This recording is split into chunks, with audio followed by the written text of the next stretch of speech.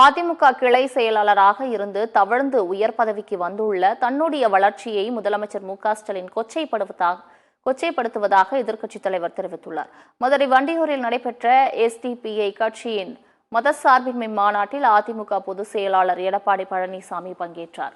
அப்பொழுது பேசிய அவர், எஸ்டிபிஐ கட்சியின் மாநாட்டின் கூட்டத்தை பார்க்கும் பொழுது அதிமுக வெற்றி உறுதி செய்யப்பட்டுள்ளதாக கூறினார்.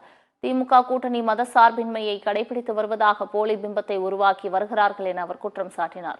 அதிமுக கிளை செயலாளராக இருந்து தவழ்ந்து உயர் பதவிக்கு வந்துள்ளேன் என்றும் தன்னுடைய வளர்ச்சியை முதலமைச்சர் மு.க.ஸ்டாலின் கொச்சைப்படுத்தி பேசுகிறார் என்றும் அவர் பேசினார்.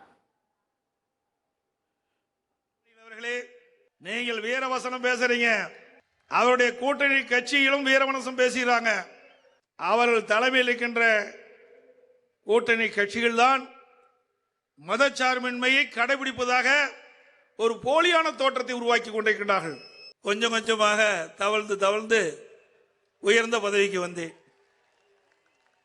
அதை கூட கொச்சைப்படுத்தி பேசுகிறார். இன்றைய முதலமைச்சர் கொச்சைப்படுத்தி பேசினார். உழைப்பென்று தெரியாத ஒரு முதலமைச்சர் தமிழகத்திலே ஆண்டு கொண்டிருக்கின்றார்.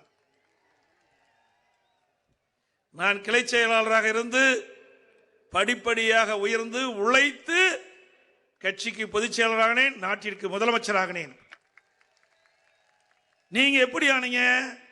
உங்க அப்பா முதலமைச்சராக இருந்தாரு, உங்க அப்பா திமுக கட்சி தலைவராக இருந்தாரு, நீ எம்எல்ஏ ஆன, இன்னைக்கு முதலமைச்சர் ஆகிறார்.